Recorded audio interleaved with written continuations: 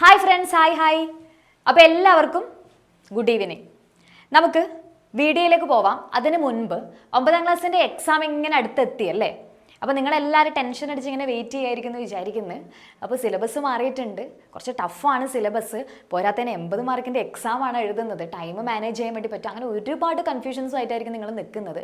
അപ്പോൾ കൂളായിട്ട് തന്നെ എന്ത് ചെയ്യുക, പഠിക്കുക. അതിനുള്ള 2 ദിവസം കൂളായിട്ട്, ജസ്റ്റ് കൂളായിട്ട്, അധികം ടെൻഷനൊന്നും അടിക്കാണ്ട് എന്ത് ചെയ്യുക, ഒന്ന് നിങ്ങൾ ഇതുവരെ പഠിച്ച കാര്യങ്ങൾ, 1 വർഷമായിട്ട് നിങ്ങൾ പഠിക്കുന്ന കാര്യങ്ങളില്ലേ, അതൊന്ന് ജസ്റ്റ് എന്ത് ചെയ്യുക, സമാധാനത്തോടെ ഒന്ന് ഓടിച്ചു നോക്കുക. നിങ്ങളുടെ തലയിൽ എന്തൊക്കെയോ കാര്യങ്ങളുണ്ട്, അതൊരു ഓർഡറാക്കി എടുത്തിട്ട് എക്സാം എഴുതണം എന്ന് മാത്രമേ ഉള്ളൂ. എന്ത് ചെയ്യുക, ക്വസ്റ്റ്യൻസ് മാക്സിമം എവിടെ നിന്നാണോ ക്വസ്റ്റ്യൻസ് കിട്ടുന്നത് ആ ക്വസ്റ്റ്യൻസ് മാക്സിമം എന്ത് ചെയ്യുക, ചെയ്തിട്ടൊന്ന് പഠിക്കുക. ഒരു തവണയെങ്കിലും എന്ത് ചെയ്യണം, ക്വസ്റ്റ്യൻ എഴുതി, ക്വസ്റ്റ്യനും ആൻസറും അടക്കം ഒരു തവണയെങ്കിലും എഴുതി നോക്കിയിട്ട് എന്ത് ചെയ്യുക, ഒന്ന് ഉറപ്പിക്കുക. ഓക്കെ അല്ലേ? അപ്പോൾ നമുക്ക് ക്വസ്റ്റ്യനിലേക്ക് പോവാം. വാ, ഒന്നാമത്തെ ക്വസ്റ്റ്യൻ ഇതാണ്. എന്താ ക്വസ്റ്റ്യനിൽ പറയുന്നത്? ഒരു മേശയുടെയും കസേരയുടെയും വില എത്രയാണ്? 4000 രൂപയാണ്. ഒരു മേശയ്ക്കും 3 കസേരയ്ക്കും കൂടി 6000 രൂപയാണ്. Price of a table and a chair, അത് എത്രയാണ് പറയുന്നത്? 4000 റുപ്പീസ് ആണ്. Price of a chair, price of table and 3 chair എന്ന് പറയുന്നത് എത്രയാണ്? 6000 റുപ്പീസ് ആണ്. അപ്പോൾ ഓരോന്നിൻ്റെയും വില എത്രയാണെന്നുള്ളതാണ് ചോദിക്കുന്നത് അല്ലേ? അപ്പം നമുക്ക് നോക്കാം. പ്രൈസ് ഓഫ് ടേബിൾ എന്ന് പറയുന്നത് നമുക്ക് എന്ത് ചെയ്യാം, എക്സ് ആയിട്ട് എടുക്കാം. നമ്മൾ എന്താ ചെയ്യുക, വാല്യൂസ് എടുക്കും അല്ലേ, എക്സും വൈയും ആയിട്ട് എടുക്കും, ഈക്വേഷൻസ് എഴുതും, സോൾവ് ചെയ്യും അല്ലേ? അപ്പോൾ വന്നോ നോക്കിയേ, പ്രൈസ് ഓഫ് ടേബിൾ എന്ന് പറയുന്നത് എന്താ മക്കളെ? പ്രൈസ് ഓഫ് ടേബിൾ എന്ന് പറയുന്നത് എക്സ് ആയിട്ട് എടുക്കാം. പ്രൈസ് ഓഫ് ചെയർ എന്ന് പറയുന്നത്, പ്രൈസ് ഓഫ് ചെയർ എന്ന് പറയുന്നത് വൈ ആയിട്ട് എടുക്കാം. അതായത് മേശയുടെ വില എന്ന് പറയുന്നത്, മേശയുടെ വില എന്ന് പറയുന്നത് എക്സ് ആണ്. കസേരയുടെ വില എന്ന് പറയുന്നത് വൈ ആണ്. അപ്പൊ ഒന്നാമത്തെ ഇക്വേഷൻ എഴുതാം. ഇതിന്റെ ഓരോന്നിനും കൂടെ പൈസ എത്രയാ പറയുന്നത്? 2 കൂടെ കൂട്ടിക്കഴിഞ്ഞാൽ 4000. അതായത് ഒരു മേശ പ്ലസ് ഒരു കസേര സമം എത്രയാണ്? 4000 ആണല്ലോ. ഇനി രണ്ടാമത്തെ ഇക്വേഷനിലേക്ക് നമുക്ക് പോവാം. എന്താ പറയുന്നത്? ഒരു മേശ, അപ്പോൾ ഒരു എക്സ്. 3 കസേര എന്ന് പറയുന്നത്, അപ്പൊ എന്താ? 3y സമം 6000 എന്ന് കിട്ടിയിട്ടുണ്ടല്ലേ? അപ്പൊ ഇതിനെ ഇക്വേഷൻ 1 ആയിട്ട് എടുത്തു, ഇതിനെ ഇക്വേഷൻ 2 ആയിട്ട് എടുത്തു. ഇവിടെ നിങ്ങൾ നോക്കേണ്ട കാര്യം എന്താ? ഇവിടെ എക്സിന്റെ കോഎഫിഷ്യന്റോ അല്ലെങ്കിൽ വൈന്റെ കോഎഫിഷ്യന്റോ സെയിം ആണോ എന്ന് നോക്കാം. ഇവിടെ എക്സിന്റെ കോഎഫിഷ്യന്റ് സെയിം ആയിട്ടാണ് ഉള്ളത് അല്ലേ? ഒരു എക്സ്. അപ്പൊ അങ്ങനെയാണ് നമുക്ക് എന്ത് ചെയ്യാം, എക്സിനോ വൈനോ ആരെങ്കിലും ഒരാൾ ഒഴിവാക്കാം. ഇവിടെ എന്ത് ചെയ്യുക, ഈ ഇക്വേഷൻസ് തമ്മിൽ കുറച്ച് കഴിഞ്ഞാൽ എക്സ് എന്ന് പറയുന്ന ടേം പോയി വൈയിൽ മാത്രമുള്ളൊരു ഇക്വേഷൻ ആവും. അങ്ങനെയാക്കാം നമുക്ക്. ഇവിടെ നമ്മൾ എന്ത് ചെയ്യുന്നതാ, രണ്ടാമത്തെ ഇക്വേഷന് ഒന്നാമത്തെ ഇക്വേഷൻ കുറക്കുകയാണ് ചെയ്യുന്നത്. രണ്ടാമത്തെ ഇക്വേഷൻ എന്താ? X plus 3y is equal to 6000 ആണ്. അതിൽ നിന്ന് എന്ത് കുറക്കുന്നത്? X plus y is equal to 4000 കുറക്കുന്നു. എന്താ കിട്ടുക നോക്കിക്കോ, 6000 മൈനസ് 4000. 6000 നിന്ന് 4000 കുറച്ചു, എന്ത് കിട്ടി മക്കളെ? 2000 കിട്ടി അല്ലേ? ഇനി 3y മൈനസ് y എത്രയാ വരുക? 2y. എക്സിന് എക്സ് പോയി 0 എന്ന് കിട്ടി. അപ്പൊ 2y ഇസ് ഈക്വൽ ടു 2000 ആണ്. y ഇസ് ഈക്വൽ ടു എന്ത് കിട്ടും മക്കളെ? 2000 ഡിവൈഡഡ് ബൈ 2 എന്ത് വന്നു? 1000 എന്ന് കിട്ടി അല്ലേ? ഇനി നമുക്ക് എക്സിന്റെ വാല്യൂ വേണം അല്ലേ? എക്സിന്റെ വാല്യൂ കിട്ടണമെങ്കിൽ നിങ്ങൾക്ക് ഏത് ഇക്വേഷനകത്ത് വേണമെങ്കിലും കൊടുക്കാം. നമുക്കിത് ആദ്യത്തെ ഇക്വേഷനകത്ത്, ഒന്നാമത്തെ ഇക്വേഷനകത്ത് എന്ത് കൊടുക്കുക? വൈന്റെ വാല്യൂ കൊടുക്കുക. അപ്പൊ എക്സിന്റെ വാല്യൂ കിട്ടും അല്ലേ? എന്താ വരുക? X plus 1000 is equal to എന്താ ഉള്ളത്? 4000. ഇവിടുന്ന് എക്സ് ഇസ് ഈക്വൽ ടു 4000 അപ്പത്തെ സൈഡിലുണ്ട്, ഇവിടെ പ്ലസ് 1000, അങ്ങോട്ട് പോകുമ്പോൾ മൈനസ് 1000 എന്നാവും. എന്ത് വന്നൂടാ? 3000 റുപ്പീസ് എന്ന് വന്നു. അപ്പൊ എന്ത് കിട്ടി? The y is equal to, y നമ്മൾ എന്താ എടുത്തത്? വൈ എടുത്ത എന്താ? ചെയർ ആണ് അല്ലെ? ചെയറിന്റെ പൈസയാണ്, കസേരയുടെ പൈസയാണ്. അത് എത്രയാ? 1000 രൂപ എന്ന് കിട്ടിയിട്ടുണ്ട്. എക്സ് എന്താ എടുത്തത്? മേശയുടെ വില, ടേബിളിന്റെ പ്രൈസ് ആണ്. അത് എത്ര കിട്ടി? 3000 രൂപ എന്ന് കിട്ടിയിട്ടുണ്ട്. ഓക്കെ അല്ലേ? രണ്ടും കിട്ടിയില്ലേ? പക്ക ക്ലിയർ അല്ലേ? അപ്പൊ രണ്ടാമത്തെ ക്വസ്റ്റിലേക്ക് പോവാം. നെക്സ്റ്റ് ക്വസ്റ്റ്യൻ ഏതാ നോക്കിയേ. ഒരു സംഖ്യയുടെ 5 മടങ്ങിനോട് അല്ലെ 5 ടൈംസ് ഓഫ് എ നമ്പറും അതുപോലെ 2 ടൈംസ് ഓഫ് അനദർ നമ്പറും കൂടെ കൂട്ടുന്ന സമയത്ത്, ആഡ് ചെയ്യുന്ന സമയത്ത് എത്ര കിട്ടുന്നുണ്ട്? 20 എന്ന് കിട്ടുന്നുണ്ട്. അതുപോലെ ആദ്യത്തെ സംഖ്യയുടെ 2 മടങ്ങിനോട്, ഫസ്റ്റ് നമ്പറിന്റെ 2 ടൈംസിനോട് സെക്കൻഡ് നമ്പറിന്റെ 6 ടൈംസ് കൂട്ടിയപ്പോൾ എന്താ കിട്ടിയത്? 34 എന്ന് കിട്ടിയിട്ടുണ്ട് അല്ലെ? അപ്പൊ സംഖ്യകൾ ഏതൊക്കെ എന്നാണ് ചോദിച്ചിട്ടുള്ളത്. അപ്പൊ നമുക്ക് നോക്കാം. ഒന്നാമത് എന്താ പറയുന്നത്? Sum of 5 times of a number and 2 times of another number gives 20. അപ്പൊ നമുക്ക് നോക്കാം. നമ്പേഴ്സ് നമ്മൾ എന്തായിട്ട് എടുക്കുന്നത്? എക്സും വൈയും ആയിട്ട് എടുക്കുന്നത്. നമ്പേഴ്സ് എക്സ് ആൻഡ് വൈ ആയിട്ട് എടുക്കുന്നത്. ഇനി നോക്കിക്കോ, 5 ടൈംസ് ഓഫ് എ നമ്പർ എന്നാ പറയുന്നത്. 5 ടൈംസ് എന്ന് പറഞ്ഞാൽ 5x ആണ്. എക്സ് എടുക്കുന്നെങ്കിൽ 5x എന്ന് വരും. ഇനി 2 ടൈംസ് 2x എന്ന് വരും അല്ലെ. 5 മടങ്ങ് എന്ന് വരുമ്പോൾ 5x, 2 മടങ്ങ് എന്ന് പറയുമ്പോൾ 2x അല്ലെ. ഇനി സം എന്ന് പറയുന്ന സമയത്ത് ഇത് കൂട്ടാം. ഓക്കെ, ഇനി എന്താ ഡിഫറൻസ് എന്ന് പറയുന്ന സമയത്ത് കുറക്കാം. എന്ത് വന്നു അപ്പോൾ 5 ടൈംസ് ഓഫ് എ നമ്പർ. അപ്പൊ നോക്കിക്കോ 5 ടൈംസ് അപ്പൊ 5x. ഇനി എന്താ പറയുന്നത് 2 times of another number. 2 times of അതായത് 2y പ്ലസ് ഇത് രണ്ടും ആഡ് ചെയ്തു. ആഡ് ചെയ്യുന്ന സമയത്ത് എന്താ മക്കളെ കിട്ടിയത് 20 ഈക്വൽ ടു എന്താ കിട്ടിയത് 20 ആണ്. ഇനി എന്താ പറയുന്നത് sum of 2 times of the first number. First നമ്പറിന്റെ 2 ടൈംസ് അതായത് എന്ത് വരും 2x എന്ന് വരും അല്ലെ. 2x പ്ലസ് ഇനി എന്താ പറയുന്നത് 6 times of the second number അതായത് 6y ഇസ് ഈക്വൽ ടു എന്ത് വന്നു 34. രണ്ട് ഇക്വേഷൻ കിട്ടിയില്ലേ. ഇനി നമ്പർ കണ്ടുപിടിക്കണം. എളുപ്പല്ലേ, നേരത്തെ എഴുതി അതേപോലെ നോക്കാം നമുക്ക്. ഇതാ ഈ ഇക്വേഷനകത്ത് ഒന്നുകിൽ എക്സിന്റെ കോഎഫിഷ്യന്റ് സെയിം ആയിരിക്കണം അല്ലെങ്കിൽ വൈന്റെ കോഎഫിഷ്യന്റ് സെയിം ആയിരിക്കണം. അപ്പോൾ എളുപ്പത്തിൽ നമുക്ക് ആൻസർ കിട്ടും അല്ലേ. ഇവിടെ നോക്കാം, ഇവിടെ 5x ഇവിടെ 2x ഈക്വൽ അല്ല, ഇവിടെ 2y ഇവിടെ 6y ഈക്വൽ അല്ല. അപ്പൊ എന്ത് ചെയ്യാ ഈക്വൽ ആക്കാം അല്ലെ. ഒന്നുകിൽ നമുക്ക് ഏതെങ്കിലും ഒരു സംഖ്യ കൊണ്ട് എന്ത് ചെയ്യാ മൾട്ടിപ്ലൈ ചെയ്യുക അല്ലെങ്കിൽ ഡിവൈഡ് ചെയ്യുക. എങ്ങനെയായാലും ഒരു കോഎഫിഷ്യന്റ് ഈക്വൽ ആയാൽ മതി. ഇവിടെ നമുക്ക് എന്താ എളുപ്പം, ഇവിടെ 2y ഇവിടെ 6y അല്ലെ. അപ്പോൾ ഇവിടെ 3 വെച്ചിട്ട് ഗുണിച്ചു കഴിഞ്ഞാൽ എന്ത് ചെയ്യും ഇവിടെ 6y എന്ന് വരൂലേ. അപ്പൊ വൈന്റെ ടേം നമുക്ക് ഒഴിവാക്കാലോ. അങ്ങനെ ചെയ്യാം അല്ലെ. അപ്പൊ ഇതാ 1, 2 എന്ന് ഇക്വേഷന് പേര് കൊടുത്തിട്ടുണ്ട്. ഒന്നാമത്തെ ഇക്വേഷനാ കംപ്ലീറ്റ് ആയിട്ട് അതായത് ഇക്വേഷനെ കംപ്ലീറ്റ് ആയിട്ട് തന്നെ ഗുണിക്കണം. 3 വെച്ചിട്ട് എന്ത് ചെയ്തു ഗുണിക്കുന്നു. അപ്പൊ എന്താ കിട്ടുക നോക്കിക്കോ 5x എന്താ 3 കൊണ്ട് ഗുണിച്ചു 5 × 3 15. അപ്പൊ 15x എന്ന് വന്നു പ്ലസ് 2y 3 കൊണ്ട് ഗുണിച്ചു. അപ്പൊ എന്ത് വന്നു 6y is equal to ഇതിനെ 3 കൊണ്ട് ഗുണിക്കണം. മറക്കല്ലേ 20 എന്ന് ഓർമ്മയില്ലാണ്ട് എഴുതരുത്. അപ്പൊ 20 × 3 എന്താ കിട്ടുന്നത് 60 എന്ന് കിട്ടി. ഇനി നോക്കിക്കോ ഇതിന് ഇക്വേഷന് 3 എന്ന് നമ്പർ കൊടുക്കുന്നുണ്ട്. ഇനി നോക്കാം ഇക്വേഷൻ നോക്കിയതാ ഈ രണ്ടാമത്തെ ഇക്വേഷനും മൂന്നാമത്തെ ഇക്വേഷനിലും വൈന്റെ ടേംസ് അല്ലേ, വൈന്റെ കോഎഫിഷ്യൻസ് സെയിം ആയില്ലേ. അപ്പൊ ദാ നമുക്ക് എന്ത് ചെയ്യാം മൂന്നാമത്തെ ഇക്വേഷനിൽ രണ്ടാമത്തെ ഇക്വേഷൻ എന്ത് ചെയ്യാ സബ്ട്രാക്ട് ചെയ്യാം. അതായത് 3 - 2 നമുക്ക് ചെയ്യാം. 3 എന്തായിരുന്നു 15x plus 6y equal to 60 ആണ്. അതിൽ എന്ത് മൈനസ് ചെയ്യാടാ 2x plus 6y is equal to 34. ഇത് മൈനസ് ചെയ്യാം. അപ്പൊ എന്താ കിട്ടുക 60 ന്ന് 34 കുറക്കണം അല്ലെ. 10 ഉണ്ടാവും, ഇവിടെ 6 എന്ന് വരും. ഇനി ഇവിടെ എത്രയുള്ളത് 5 ഉണ്ടാവും. 5 ന്ന് 3 പോയി എത്ര വരും 2 എന്ന് വരും. 26 എന്ന് കിട്ടിയില്ലേ. ഇനി ഇവിടെ നോക്കിക്കോ 6y പോയി 0 ആയി. 15x ന്ന് 2x കുറക്കുന്നു. എത്ര മക്കളെ വരുക 15x ന്ന് 2x കുറക്കുന്നു. എത്ര വരും 13x എന്ന് വരും അല്ലെ. 13x. അപ്പൊ x is equal to എന്ത് കിട്ടും 26/13 അല്ലെ. 26 എത്ര 13 ഉണ്ട് 2 എന്ന് കിട്ടും അല്ലെ. x is equal to എന്ത് കിട്ടി 2. x 2 എന്ന് കിട്ടിയില്ലേ, എളുപ്പത്തിൽ കിട്ടിയില്ലേ. ഇനി y കിട്ടണം അല്ലെ. y കിട്ടണമെങ്കിൽ ഇതാ ഈ 3 ഇക്വേഷനകത്ത് ഏതിനകത്ത് x ന് വാല്യൂ കൊടുത്തു കഴിഞ്ഞാൽ നിങ്ങൾക്ക് എന്ത് കിട്ടും y is equal to എത്രയാണെന്ന് കിട്ടും അല്ലെ. അപ്പൊ നമുക്ക് ഏതിനകത്ത് കൊടുക്കാം ഇതാ ഈ ഒന്നാമത്തെ ഇക്വേഷനകത്ത് തന്നെ കൊടുക്കാം അല്ലെ. ഒന്നാമത്തെ ഇക്വേഷനകത്ത് എന്ത് കൊടുക്കാം എക്സിന് പകരം നമ്മൾ 2 എന്ന് കൊടുത്തു. അപ്പൊ എക്സിന് പകരം 2 എന്ന് കൊടുത്താൽ ഇതാ 5 × 2 എക്സിന് പകരം 2 എന്ന് കൊടുത്തു plus 2y is equal to എന്ത് വന്നു 20. ഇനി നോക്കാം 5 × 2 എന്ന് പറഞ്ഞാൽ എത്രയാടാ 10 ആണ്. 10 plus 2y is equal to എന്ത് വന്നു 20 എന്ന് വന്നു. നോക്കിക്കോ 2y is equal to 20 അവിടെ ഉണ്ട് പ്ലസ് 10 ആണ്. അങ്ങോട്ട് പോകുമ്പോൾ എന്താവും -10. അപ്പൊ എന്ത് വരും 20 - 10 എന്ത് വരും 10 എന്ന് വന്നു. 2y is equal to ആണ് 10. y is equal to അല്ലേ നമുക്ക് വേണ്ടത്. y is equal to 10/2 is equal to 5 എന്ന് വന്നു അല്ലേ. അപ്പൊ എക്സും കിട്ടി വൈയും കിട്ടി. x is equal to എത്രയാ കിട്ടിയത് 2 ആ കിട്ടിയത് അല്ലേ. y is equal to എത്ര കിട്ടി 5 കിട്ടി. ഓക്കെ അല്ലേ, സിമ്പിൾ അല്ലേ ക്വസ്റ്റ്യൻ. അപ്പൊ അടുത്ത ക്വസ്റ്റ്യനിലേക്ക് പോയിക്കൂടെ. അടുത്ത ക്വസ്റ്റ്യൻ നമുക്ക് നോക്കാം. നോക്കിക്കോ ഡെസിമൽ ഫോംസ് ആണ് ചെയ്യേണ്ടത് അല്ലെ. ഡെസിമൽ ഫോം ഇതിന്റെ ഡെസിമൽ ഫോം കാണണം. എ ക്വസ്റ്റ്യൻ പറയുന്നത് 1/10 പ്ലസ് 2/100 പ്ലസ് 3/1000. എളുപ്പല്ലേ ഇത്. എന്താ ചെയ്യേണ്ടത് ഡെസിമൽ ഫോം എഴുതാൻ പറയുന്ന സമയത്ത് ഡിനോമിനേറ്ററിൽ അതായത് നിങ്ങൾക്ക് തന്ന ഫ്രാക്ഷനിൽ ഭിന്നസംഖ്യയിൽ ഡിനോമിനേറ്ററിൽ 10ന്റെ പവർ ആയിട്ടുള്ള സംഖ്യകളാണ് ഉള്ളതെന്ന് വിചാരിക്കാം. 10ന്റെ കൃതികൾ എന്ന് പറയുന്ന സമയത്ത് ഏതൊക്കെ വരും 10 വരും. അടുത്ത എത്ര 20 ആണോ വരുക അല്ല. 20 എന്ന് പറഞ്ഞാൽ 10ന്റെ മൾട്ടിപ്പിൾ ആണ്. അതല്ല വരുക എത്രയാ 10ന്റെ പവർ 1 ആയിട്ടുള്ളത് 10ന്റെ പവർ 2 3 ഇങ്ങനെ വരണം. അതായത് 10 100 1000 10000 ഇങ്ങനെയൊക്കെയുള്ള നമ്പേഴ്സിനെയാണ് നമ്മൾ എന്ത് പറയാ 10ന്റെ പവർ എന്ന് പറയാ. 1 കഴിഞ്ഞ് 0 ഉള്ള സംഖ്യകൾ അല്ലെ. 1 കഴിഞ്ഞ് 1 0 അല്ലെ 1 കഴിഞ്ഞ് 2 0 അങ്ങനെ ആലോചിച്ചാൽ മതി.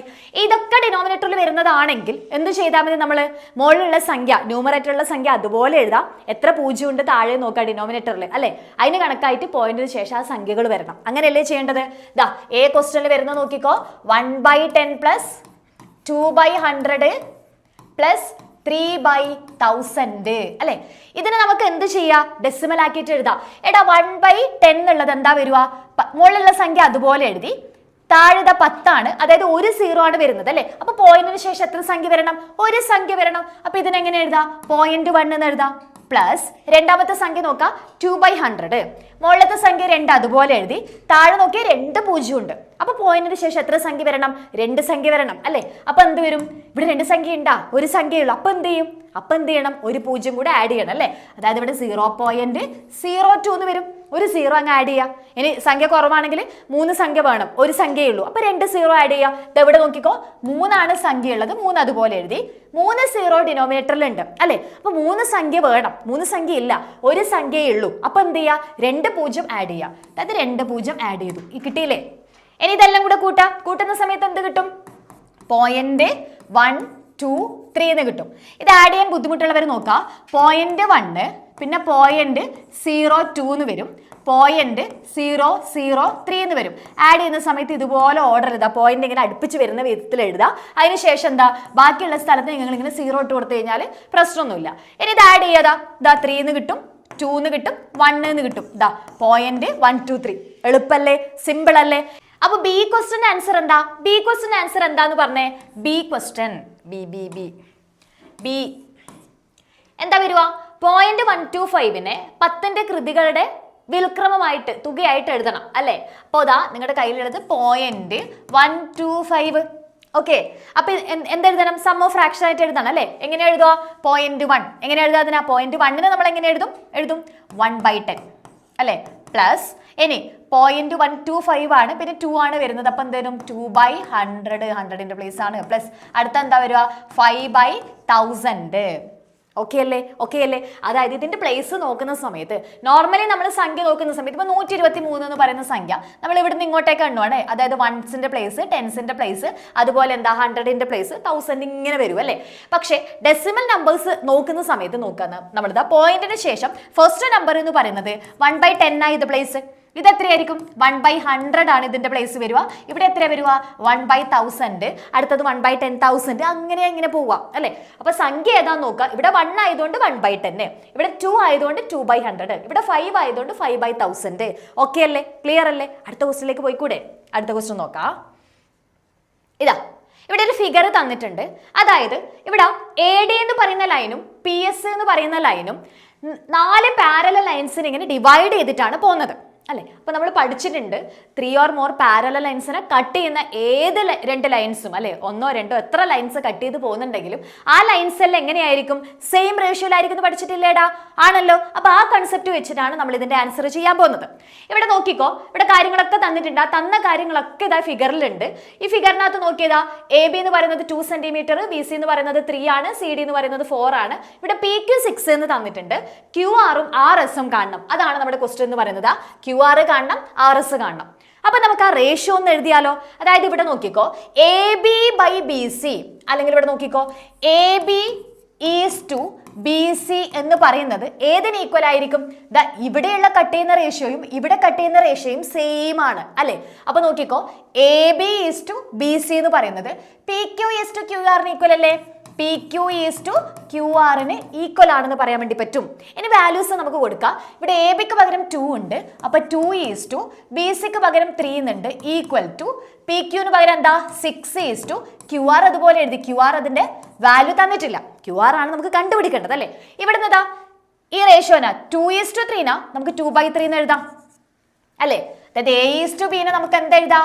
A/B എന്ന് എഴുതാൻ വേണ്ടി പറ്റും അല്ലേ? ഇതറിയാലോ. അപ്പൊ നമുക്ക് ഇവിടുന്ന് 6:QR-നെ എങ്ങനെ എഴുതാം?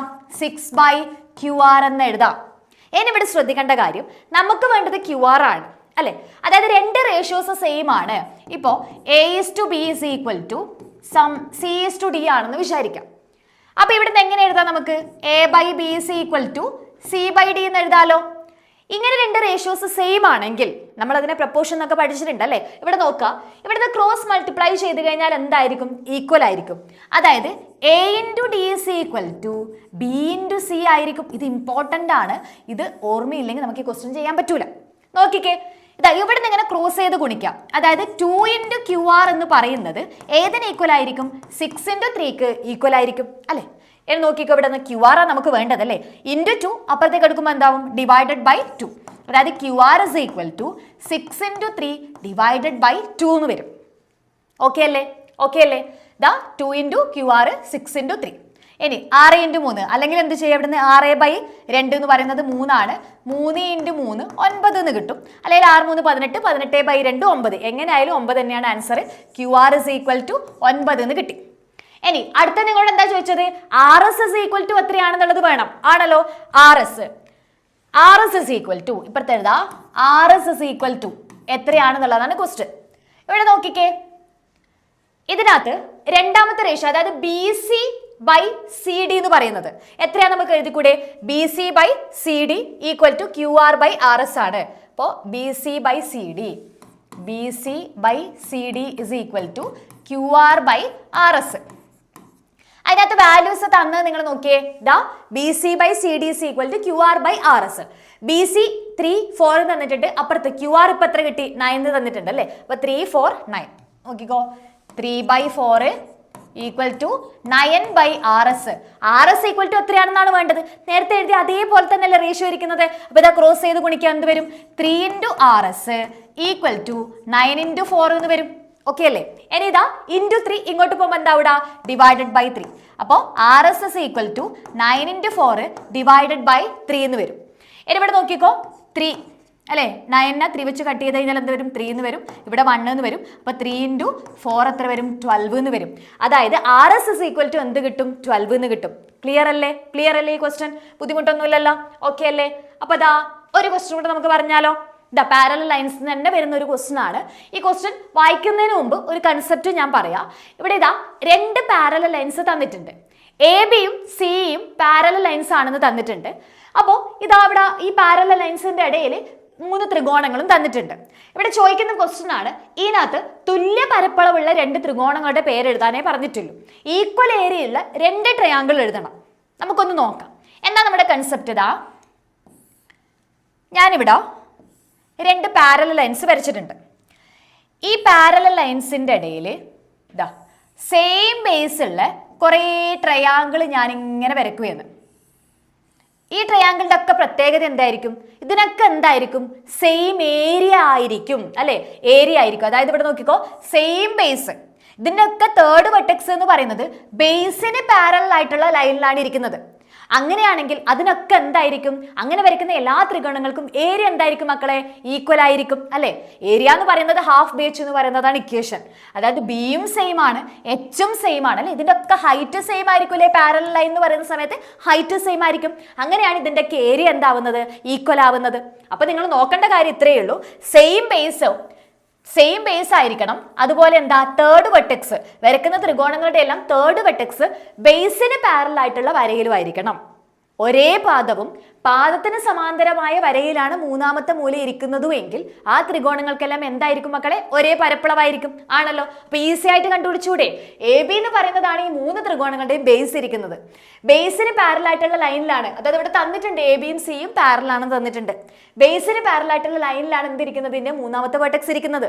അപ്പൊ ഇവിടെയുള്ള 3 ട്രയാങ്കിളിനും എന്തായിരിക്കും, ഏരിയ സെയിം ആയിരിക്കും. 3ന്റെ പേര് നമുക്ക് എഴുതാം.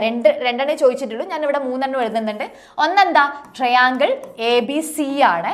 അടുത്തത് ട്രയാങ്കിൾ ABD ആണ്. അടുത്തത് എന്താ, ട്രയാങ്കിൾ ABE. ഓക്കെ അല്ലേ. ഇതാ ട്രയാങ്കിൾ ABC, അടുത്തത് ABD, അടുത്തത് എന്താ, ABE. 3നും എന്താ, ഈക്വൽ ഏരിയ അല്ലേ വരുന്നത്. ഓക്കെ അല്ലേ, ഡൗട്ട് ഒന്നും ഇല്ലല്ലോ. ഓക്കെ, ഇതാ ഒരു ക്വസ്റ്റ്യൻ കൂടെ പറയാം. ഇതും കൂടെ പറഞ്ഞൂടെ, ഇതും കൂടെ പറഞ്ഞിട്ട് നമുക്ക് എന്ത് ചെയ്യാം, ഇന്നത്തെ ക്വസ്റ്റ്യൻസ് ഒന്ന് വൈൻഡപ്പ് ചെയ്യാം. ഒന്ന് ഇവിടെ ശ്രദ്ധിക്കണേ. അപ്പൊ നമുക്ക് ഈ ക്വസ്റ്റ്യനും കൂടെ ഒന്ന് പറയാം അല്ലേ. അപ്പൊ ലാസ്റ്റ് ക്വസ്റ്റ്യൻ ആണ്, എല്ലാവരും ഒന്ന് ശ്രദ്ധിച്ചിരിക്കും. എന്താ ക്വസ്റ്റ്യൻ പറയുന്നത് നോക്കിയേ. അവിടെ ഒരു സ്ക്വയർ തന്നിട്ടുണ്ട്, ABCD എന്ന് പറയുന്ന സ്ക്വയർ. അതിനൊരു ഡയഗണൽ എല്ലാം വരച്ചിട്ടുണ്ട്. എന്താ പറയുന്നത്, ഈ സ്ക്വയറിന്റെ ഒരു സൈഡ് എന്ന് പറയുന്നത് 1 മീറ്റർ ആണെന്ന് തന്നിട്ടുണ്ട്. എന്ത് കാണണം, ഡയഗണല് BD എന്ന് പറയുന്നത് എത്രയാണെന്ന് കാണണം. അതേപോലെ ഈ BD ഡയഗണല് സൈഡ് ആക്കിയിട്ട് വേറൊരു സ്ക്വയർ വരച്ചിട്ടുണ്ട്, BDEF. ആ സമചതുരത്തിന്റെ ആ സ്ക്വയറിന്റെ എന്ത് കാണണം, ഏരിയ കാണണം. അപ്പൊ നമുക്ക് ക്വസ്റ്റ്യനിലേക്ക് പോകാം. എന്താ പറഞ്ഞിട്ടുള്ളത്, ABCDന്റെ ഒരു സൈഡ് തന്നിട്ടുണ്ട്. അപ്പൊ സമചതുരാണ്, സൈഡ്സ് ഈക്വൽ ആണ്. സൈഡ്സ് ഈക്വൽ ആണെങ്കിൽ ഏരിയ എങ്ങനെ കാണും, ഏരിയ എങ്ങനെ കാണും? ഏരിയ എങ്ങനെ കാണുക? എ സ്ക്വയർ വെച്ചിട്ട് കാണും അല്ലേ? ഏരിയ എ സ്ക്വയർ ആണ്. ഇനി ചുറ്റളവ് നിങ്ങളുടെ പെരിമീറ്റർ ചോദിച്ചിട്ടുണ്ടെങ്കിൽ 4a ആണ്. ഇതൊക്കെ ഓർമ്മയുണ്ടാവില്ല, ഇമ്പോർട്ടൻ്റ് ആണ്. പല ക്വസ്റ്റ്യനിലും നമുക്ക് ആവശ്യമുള്ള കാര്യമാണ്. സ്ക്വയറിന്റെ ഏരിയന്റെ ഇക്വേഷൻ സൈഡ് എ ആണെങ്കിൽ ഏരിയ എന്ന് പറയുന്നത് എ സ്ക്വയർ ആണ്. ഇനി പെരിമീറ്റർ ചുറ്റളവ് എന്ന് പറയുന്നത്, ചുറ്റളവ് എത്രയാണ്? 4a ആണ്. ഇത് കിട്ടുമല്ലോ. ഇതവിടെ പരപ്പളവ്, മലയാളത്തിൽ പറഞ്ഞാൽ പരപ്പളവ് എ സ്ക്വയർ ആണ്. ചുറ്റളവ് എത്രയാണ്? 4a ആണ്. ഇത് എപ്പോഴും ഓർത്തിരിക്കണം, ഒരുപാട് ക്വസ്റ്റ്യൻ നമുക്ക് ആവശ്യമുള്ള കാര്യമാണ്. ഓക്കെ അല്ലടാ, തെറ്റരുത് കേട്ടോ. ഏരിയ എ സ്ക്വയർ, പരപ്പളവ് എ സ്ക്വയർ ആണ്. പെരിമീറ്റർ ചുറ്റളവ് എത്രയാണ്? 4a ആണ്. ഇനി ക്വസ്റ്റ്യനിലേക്ക് വരാം. ഇവിടെ എന്താ നിങ്ങളോട് ചോദിച്ചത്? ബി ഡി ചോദിച്ചിട്ടുണ്ട് അല്ലേ? ബി ഡി കണ്ടുപിടിക്കണം നമുക്ക് എന്ത് വേണം? പൈതഗോറസ് തിയറം വേണം. അപ്പോൾ പൈതഗോറസ് തിയറം ഇവിടെ അപ്ലൈ ചെയ്താൽ ഇതവിടെ 90 ഡിഗ്രി ആണ്. അപ്പോൾ എന്താ, റൈറ്റ് ട്രയാങ്കിൾ ആണ് വരിക, മട്ടത്രികോണാണ് വരിക. അപ്പോൾ അതിലിതാ ഇവിടെ 1 മീറ്റർ ആണെങ്കിൽ ഇവിടെയും 1 മീറ്റർ ആണ്. സൈഡ്സ് ഈക്വൽ ആണ്, ഡയഗണൽ വേണം അല്ലേ? അപ്പോൾ അവിടെ പൈതഗോറസ് തിയറം അപ്ലൈ ചെയ്യുക. കർണമാണ് നമുക്ക് കാണേണ്ടത്. അപ്പോൾ എന്ത് വരും? A B square plus A D square is equal to B D square എന്ന് വരും. അപ്പോൾ എ ബിന്റെ സ്ക്വയർ 1 സ്ക്വയർ ആണ് പ്ലസ് എ ഡിന്റെ സ്ക്വയർ അവിടെയും 1 സ്ക്വയർ ആണ്, ഇസ് ഈക്വൽ ടു 1 സ്ക്വയർ 1 ആണ് പ്ലസ് 1 ഇസ് ഈക്വൽ ടു 2 എന്ന് വരും. അതായത് B D square is equal to 2 ആണ്. ഇവിടുന്ന് B D is equal to എന്ത് കിട്ടൂടാ? √2 എന്ന് കിട്ടും. എളുപ്പല്ലേ? അതായത് ബി ഡി എന്ന് പറയുന്ന ഈ ഡയഗണൽ √2 എന്ന് കിട്ടി. ഇനി എന്താ കണ്ടത്? ബി ഡി ഇ എഫ് എന്ന് പറയുന്ന എന്താ, സമചതുരത്തിന്റെ എന്ത് വേണം? പരപ്പളവ് വേണം. അതല്ലേ രണ്ടാമത്തെ ക്വസ്റ്റ്യൻ. അപ്പൊ അതിന്റെ പരപ്പളവ് ഏരിയ, ഏരിയ ഓഫ് എന്താ, square B D E F. ഒരു സൈഡ് എത്രയാടാ? √2 ആണ്. എ സ്ക്വയറിലെ ഏരിയ എന്ന് പറയുന്നത്. അപ്പൊ എ സ്ക്വയർ ആണ് കാണേണ്ടത്. അതായത് ഒരു സൈഡ് √2, √2ന്റെ സ്ക്വയർ, √2ന്റെ സ്ക്വയർ എത്രയാ? 2 സെന്റിമീറ്റർ സ്ക്വയർ. ക്ലിയർ അല്ലേ? √2 ആണ് ഒരു സൈഡ്, എ സ്ക്വയർ. അപ്പൊ √2ന്റെ സ്ക്വയർ 2 സെന്റിമീറ്റർ സ്ക്വയർ എന്ന് കിട്ടി. ക്ലിയർ അല്ലേ? ക്ലിയർ അല്ലേ? അപ്പോൾ അതാ കുറച്ച് ക്വസ്റ്റ്യൻസ് മാത്രമേ ഇപ്പോൾ ഡിസ്കസ് ചെയ്തിട്ടുള്ളൂ. എന്ത് ചെയ്യാൻ നിങ്ങൾ മാക്സിമം ഈ ക്വസ്റ്റ്യൻസ് എന്ത് ചെയ്യുക? 1, 2, 3 തവണ എന്ത് ചെയ്യുക? ഒന്ന് ചെയ്ത് നോക്കുക. കൺസെപ്റ്റ് ഒക്കെ ഒന്ന് നോട്ട് ചെയ്ത് വെക്കുക. ഇനിയും ക്വസ്റ്റ്യൻസ് ആയിട്ട് എന്ത് ചെയ്യും? അടുത്ത തവണ വരും. അപ്പോൾ ക്ലാസ്സിന് ഇങ്ങനെ വെയിറ്റ് ചെയ്യുക. ചാനൽ എന്ത് ചെയ്യുക? സബ്സ്ക്രൈബ് ചെയ്യുക. സബ്സ്ക്രൈബ് ചെയ്യാത്തവർ വീഡിയോ എന്ത് ചെയ്യുക? ഒന്ന് ലൈക്ക് ചെയ്ത് വെക്കുക. എന്തെങ്കിലും ഉണ്ടെങ്കിൽ ഒന്ന് കമൻറ്റ് ചെയ്യുക. അപ്പോൾ ക്ലിയർ അല്ലേ? അപ്പോൾ